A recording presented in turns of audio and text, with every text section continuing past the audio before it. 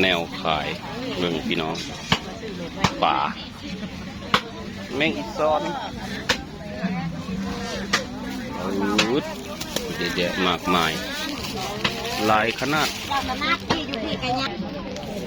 เม้นผลึกอันนี้เอาลองมาแลมชุกกับ450กันเนาะโดยเอาจาก10ชุกกันนะน้ำอ้อยบอกน้ำตาล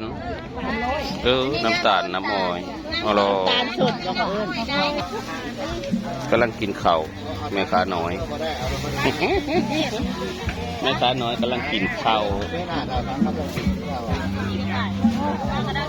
ทางนี้มัสลีเทียบเลย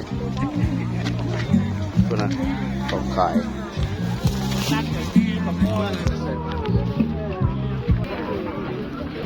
ยายเขาซื้ออย่างบัตรนี่นั่นแหละพี่น้องไปแล้วกินแล้วก็แล้วเอาแล้วพี่น้องมะไปเลยนี่เอา2 โลตัว2 โลแม่นเพลือนี่นะเกาลัดมีแม่นลัดเกาบ่มันคั้นละเกาเนาะ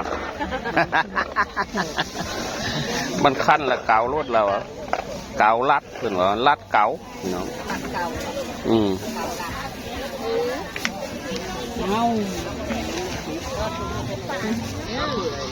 ครับสบายดีพี่น้องปงไปไอ้สายยิงก้าวทักทายสบายดีพี่น้องไปทางฝั่งซ้ายสปปลาวพี่น้องทางโซนยุโรปและกับพี่น้องประเทศไทยบ้านเฮาทักทายสบายดีพี่น้อง FC นะครับทั้งผู้ใหม่และกับเก่าวันนี้ขออนุญาตออกจากสวนแวะมาหาซื้อแนวอยากในกินตลาดนัดจุดผ่อนปลนไทยลาวอำเภอธาตุพนมเด้อพี่น้องเด้อขณะนี้กะกำลังอึกกระทึก การค้าการขายริมชายแดน230บ้างเอาพี่น้องโอ้มีฮอนเฮลบ้านนี้อันนั้นไหมเฮลโลละ50 บาทโลจากบาทไหมคะเฮลเจ้ามานะเรากำลังคุยกันธุรกิจอยู่เอาเลาะไปสักก่อนนะพี่น้องเนาะพาพี่น้องส้มบรรยากาศการค้าการขายเด้อพี่น้องเด้อดูเปื้อเลยข้างในเปื้อเลยพี่น้องคนก็หลายหมูกว่าหนูอันนี้เลยพี่น้องหนูมีเขานั่งจักจันนั่งจักจัน100 บาทต่อกันยังมีเลยพี่น้องหนูก็เพียบหนูอันนี้หมูบ่อันนี้หมูป่าอะไรมีคนหมูป่าเลยพี่น้องเอ้ยโอ้เยอะแยะมากมายแนวอยากแนวกินมีเงินบ่ท่านละจะกินเพลิดพี่น้องเลยมาเลิกเอาน้องก็มีเดี๋ยวเลาะก่อนพี่น้องเลาะก่อนของกินลายอะไรนี่จักระซื้อไปเลยโอ้เขียดน้อยนางจักจันนางโตแมงแข้งเต็มเปื้อเลยเลาะก่อนพี่น้องเลาะก่อนโอ้ยขณะนี้ติดเลยพี่น้องรถติดเอาหืนถึงไปบ่ได้รถติดรถยังติดอยู่ไปยังไม่ทันได้พี่น้องเลยเบิ้งกระปูเด้อปูเด้อจ้าถ้าเป็นกระสอบพี่น้องกระปูขณะนี้รถติดเฮ็ดก็มีนะพี่น้องเลยเฮ็ดซอยเรียบร้อยบรรยากาศใหญ่คอยจักไปเชื่อเลยเห็นแวบๆทางคุณแหละพี่น้องลงกันแล้วหรือว่าเขาห้ามไปฟังคุณเลยบอกทางคุณน่ะติดแล้วไปไม่ได้แล้วรถติดแล้วครับเดี๋ยวพาพี่น้องส้มบรรยากาศก่อนผมขึ้นทั้งทึ่งก่อนนะพี่น้องเด้อเดี๋ยวขึ้นข้างบนก่อนครับจุ๊บให้พี่ก่อนเพื่อนกำลังหาบมาพี่น้องตัวน่ะเพื่อเลยกำลังหาบอันนี้เป็นป่าพี่น้องก็ทุกป่าขึ้นมาเถิงก็เลยเป็นหมู เป็นหมูเป็นเนื้อเป็นไข่เยอะแยะมากมายฮัลโหลโคตรโพเลยพี่น้องไอ้โคตรโพเลยมีในธรรมดาเลยหวายเราเบิ่งละหาบวายไปขายพี่น้องหาบวายไปขาย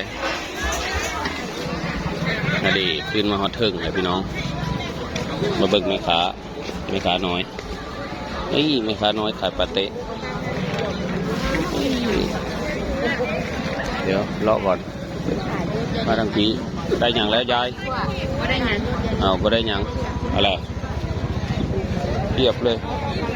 กองขายลายจนมีจักแนวละซื้อพี่น้องจักละซื้อเพื่อเลยโคตรโพบอกว่าผู้ก็นะทั้งถึงเป็นอาหารทะเลปลาทูอยู่ในกล่องโฟมตอนนี้ไม่ได้อยู่ในแข็งได้อยู่ในกล่องโฟมอันนี้เป็นบรรยากาศทั้งเทิงมีเหมือนทั้งหลุมนั้นก็แห้งพี่น้องเลยอะไรมีฮอนมาตุเรนพี่น้องเลยทุเรียนก็มีด้วยตัวเห็ดก็มีของกินลายคักจนมีหัวจักเขาแนวละซื้อตัว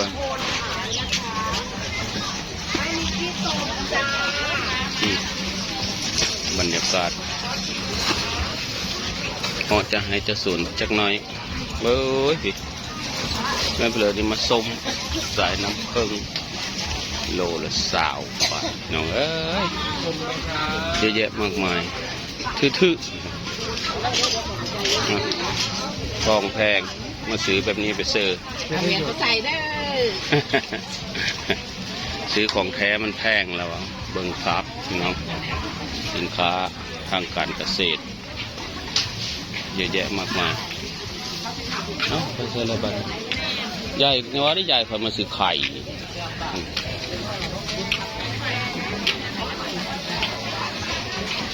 ซื้ออย่างใหญ่โอ้ยยังว่าได้เพื่อละหิวมาห่อละแตะเพื่อละหิวมาห่อละแตะแหละหัวเอายายซื้อไข่พี่น้องหิวเมื่อได้เพิ่นว่าบานโอ้มาฮอดตลาดลาวพี่น้องเอ้ยตลาดจุดผ่อนปลนไทยลาวมาซื้อไข่โอ้ยมาซื้อไข่คัก ตลาดลาวคักหลายคนอันนี้ปลาเลยพี่น้องปลาส้มปลาโอ้ยมีเป็นปลายี่หื้อได้นี่เกิบอันนี้ ใหญ่แล้วหัวเกิบแล้วเปิดเพื่อตีทองแพงมาซื้อเอาทองซื้อทองนะคะทื่อๆแล้วนะเถอะมึงเนี่ยพี่น้องข้างนั้นเป็นเนื้อเลยพี่น้องบรรยากาศธรรมดาปะโอ้ยขนาดหนานี่จินที่ซื้อผูกมึงกับผมพี่น้องโล180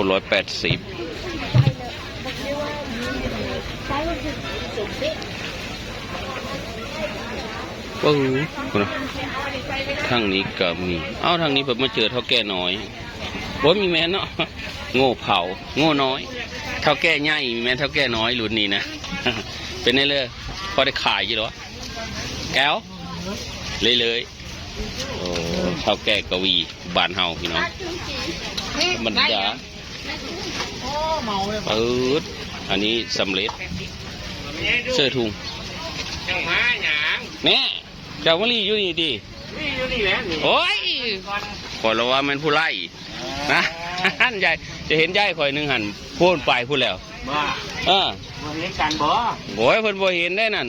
ไปแล้วกินหาอยู่หากินบ่มาขายปลาได้ปลานี่เพราะละปลาดินตัวใหญ่ๆไปก็เด้อรอก่อนใส่หน้าอยู่สูบน้ำใส่หน้าไหนเจ้า เบิ่งบรรยากาศพี่น้อง มาพอพ่อใหญ่นี่อีกแล้ว จะเลือกคักหลาย เอาเลย อย่าเลือกคักหลายเอาโลดโทรถามเขาตะก่อนอันนี้ก็ศีลพี่น้องเบ้ยศีลมีอันเป็นตาแซบบรรยากาศทั้งเทิง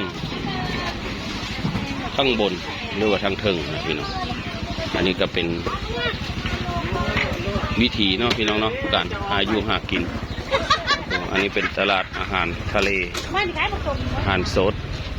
ย่ายเขาจักผีไปสิเลยเลยเดี๋ยวได้รัดแบบฮานานีอีกนะของพี่น้องเอ้ยอยากมากินโอ้ข้างนี้ก็เป็นอาหารทะเลอาหารทะเลอาหารสดคนนะเปื้อไข่ทั้งนี้ก็มีพี่น้องเอ้ยไข่ใหญ่แล้วมาฮอดพีมาซื้อไข่ได้แล้ววะคนละอาหารทะเลอาหารสดแล้วซื้อเรือบาทพี่น้องมึงรู้ซื้อหมูยอโอ้แล้วมาซื้อหมูยอฮอดพีพี่น้องเลยหมูยอแซ่บเอาไปขายเหรอ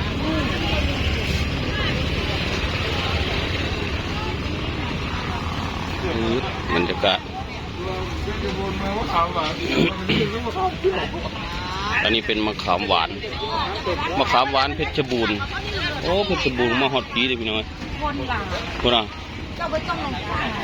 โอ้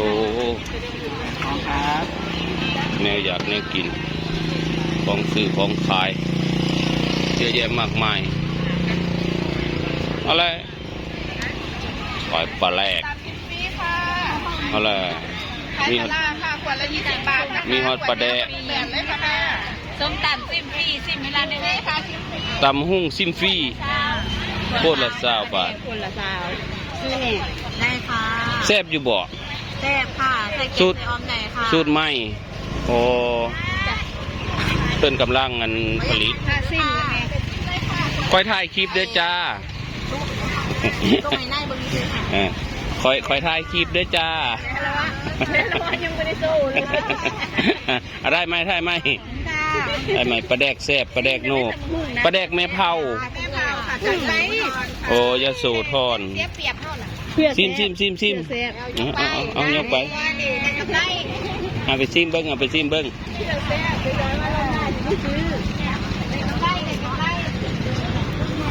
อันนี้เป็นบรรยากาศพี่น้องเอ้ยแนวขายอยากน่ากินข้าวจี่ก็มีพวกอันนี้เป็นเครื่องปลูกของฝั่งได้บาทขึ้นมาทางเทิงพี่น้องเบียร์เบมะเขือใหญ่โหล่ะเจ้าพญาจักมะเขือยังมีหูจักกูนะมะกระทันมะมังคุดมะพร้าวตีมันมีสูงมึงกว่าพี่น้องเอ้ย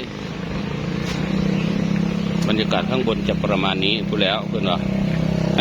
คุณยายไก่กับปุนมะโกยเบิ้งเอาพี่น้องกระติบเข่า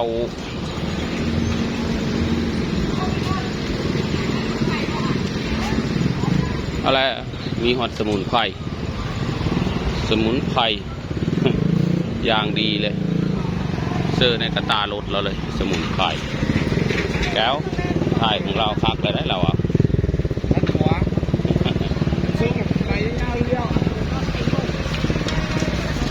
แมนสะเพา